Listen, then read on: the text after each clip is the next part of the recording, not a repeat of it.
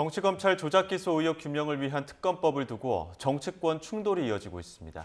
더불어민주당이 지방선거 이후 판단하겠다고 속도 조절에 나섰지만 국민의힘은 청와대 앞에서 특검 무효를 외쳤습니다.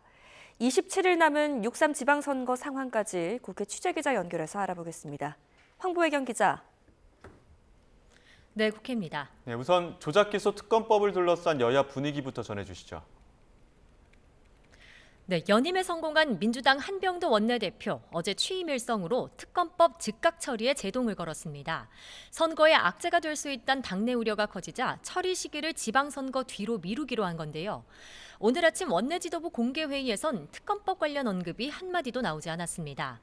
민주당은 특검법 내용에 대해서도 충분한 의견 수렴을 거치겠다고 밝혔는데 최대 쟁점인 특검의 공소 취소 권한 조항이 수정될지 관심이 쏠립니다.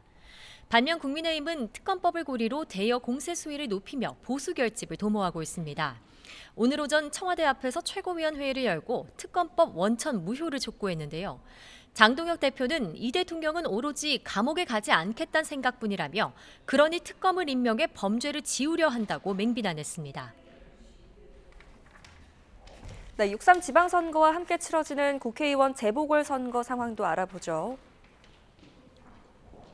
네, 국회의원 재보궐선거는 전체 14곳 가운데 12곳에서 여야 대진표가 짜였습니다. 남은 곳은 충남 공주부여 청양과 전북 군산김제 부안을 등 두 곳인데요.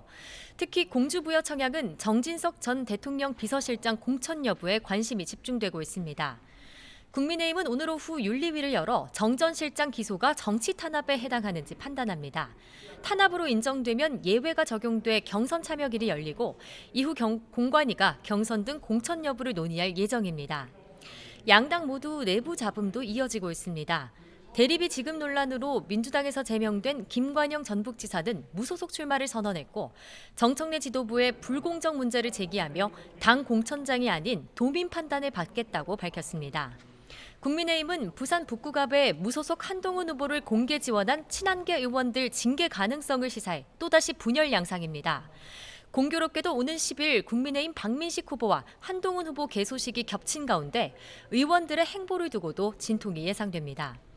이런 가운데 국민의힘에선 책임당원 340여 명이 탈당해 민주당 김부겸 대구시장 후보 지지를 선언했고 일부 국민의힘 인사도 개혁신당 출마를 선택하는 등 이탈 움직임도 이어지고 있습니다. 네, 오늘 국회 본회의에서는 헌법 개정안 표결도 예정돼 있죠. 네, 87년 체제의 종지부를 찍을 개헌안 표결이 오후 국회 본회의에서 진행됩니다.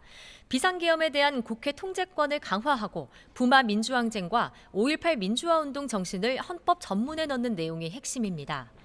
개헌안이 통과하려면 재적의원 3분의 2인 191명 이상의 찬성이 필요한데 국민의힘에서 최소 12표가 나와야 합니다.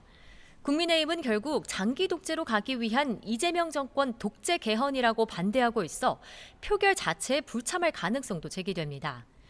여야 원내지도부는 물밑 협상을 이어갈 계획이지만 39년 만에 개헌안 국회 통과 가능성은 크지 않다는 관측이 나옵니다. 지금까지 국회에서 전해드렸습니다.